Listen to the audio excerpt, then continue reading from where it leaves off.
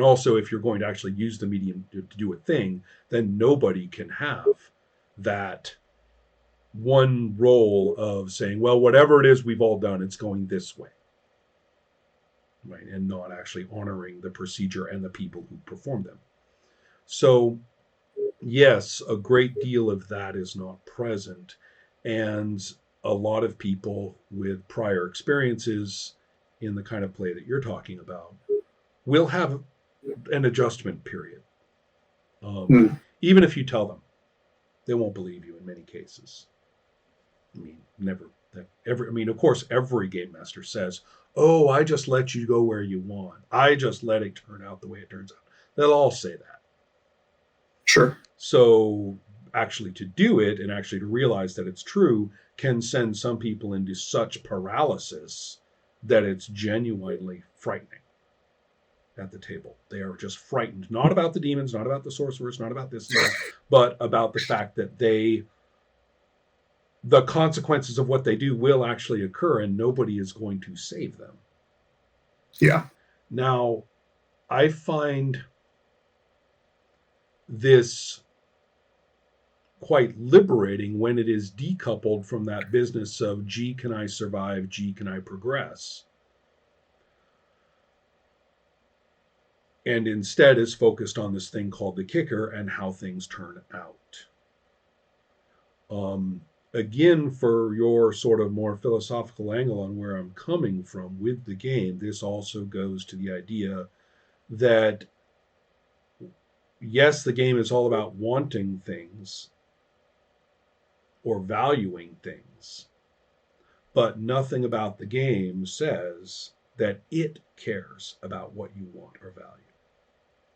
And so, therefore, there are no, bonus points to throw in for, extra successes when you need them. Okay, I Yeah. got that I lost this roll and it's 3 successes against me. Well, hey, I've got 4 bonus points. So I can build up to get 4 successes, overturn the results of that roll because this is when I really want it. Now, there are some games with such mechanics that are not bad games. And many of them actually are about cool things. But Sorcerer doesn't. And so I think that's related. Um, as far as one thing we haven't touched on that I kind of wanted to was we, Shoot. we can talk about fiction as such, however it's produced, and just recognize that role playing can be a medium that makes some. Um, but in terms of fiction as such, you can have, for lack of a better word, caricatured metaphysics that don't do what you think metaphysically is the case, um, but which their presence actually creates kind of a distortion field that makes the things you do care about take on shapes that you find compelling or had not previously considered that they could take on such shapes. To put it somewhat more colloquially, I think I once shocked a friend of mine, another guy who makes a lot of games, by casually saying a long time ago, "Yeah, I don't believe in either true love or the devil, but they sure make great stories." Ha. And that leads us to the demons in the game. Um, the idea of something being a demon has that kind of, you know, not very interesting quality to me. The idea of something being demonic in ordinary language does. And How are you defining those?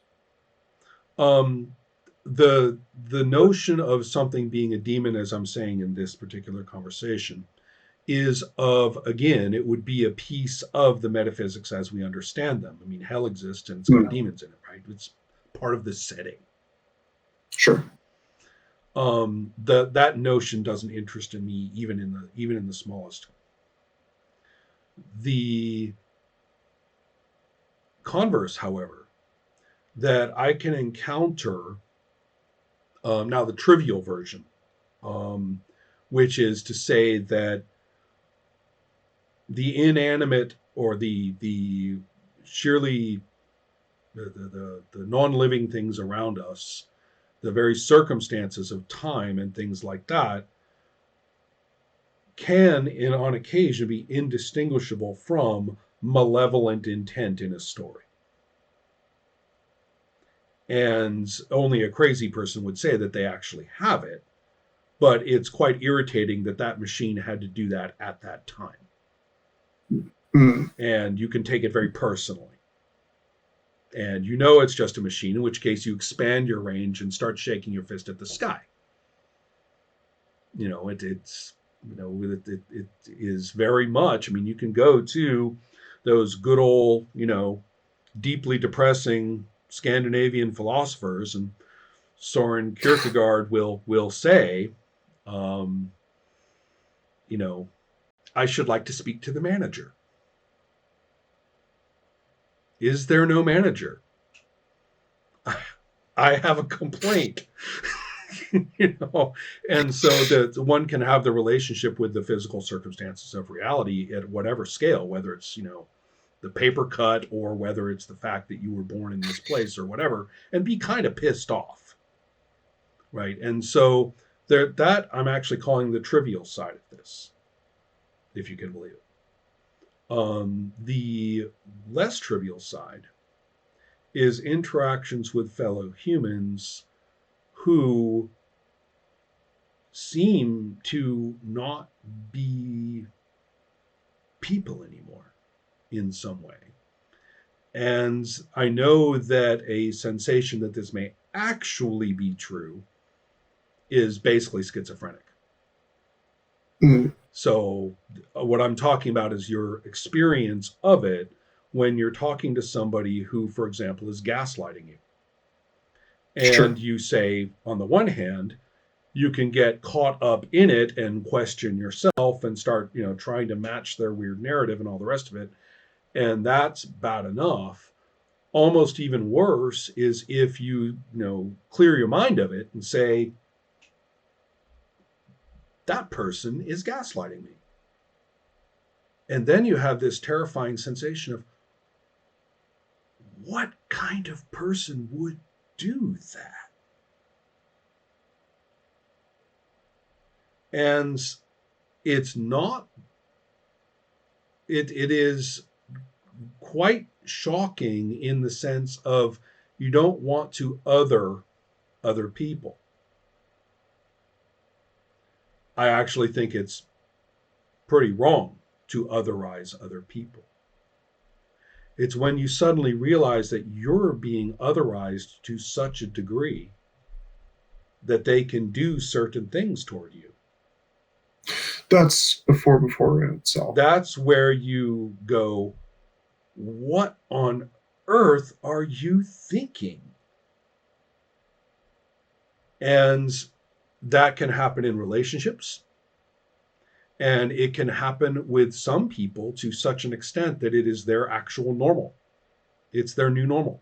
And shockingly enough, I think that happens in workplaces far more often than we like to think. I think it happens in any number of social groups, of course, but I also think it happens across. I mean, we now move into the textbook of basically, dysfunctional psychology. Sure. And the important thing being is that dealing with, if you find yourself in a relationship with, this being who just doesn't seem to want to regard you as a person, or doesn't really seem to want or look at anything the way that you would think of as personal, this is where the dealing with the demons comes from. They are, for lack of a better word, very powerful addicts or prostitutes. Go ahead. Sorry. What I've found in this, the overlap between these questions and vampire settings in fiction is enormous. The But go overlap on. is carry on. The overlap is what? I didn't miss that. When I when I'm GMing and I have to play a vampire, not in the kind of just like you stab it with a stake, Right. etc. But in the sense of like a continuing character who's got this kind of dynamic, and then and then taking your players through and then potentially gaslighting them in this kind of restricted sense and the rest of it. But that actually being a far scarier piece than the actual metaphysics of vampire. Exactly, or the fangs or whatever. Right, I agree. Yeah. It is precisely that. Now, I agree with you that this is basically you are playing that vampire in a fashion that in a very small d, just ordinary language adjective way as demonic. So therefore, I have found it powerful to focus just on that and to basically say entering slightly into that zone of interaction is actually what the sorcerers are doing. And it may not be the wisest thing, but that's when I say your character, by definition, wants something. Your character is also, by definition, been doing this successfully for some time. And they have to maintain this relationship with this other, to achieve any of that. And the question is whether you're going to become an otherizer too. And so because clearly that would be well, I mean, like I said, in the 4 outcomes, right? The sorcerer could get what they want, and their humanity is, above 0, and they have done it. And at that point, if the cosmos didn't like it, the cosmos can go fuck itself. Yeah.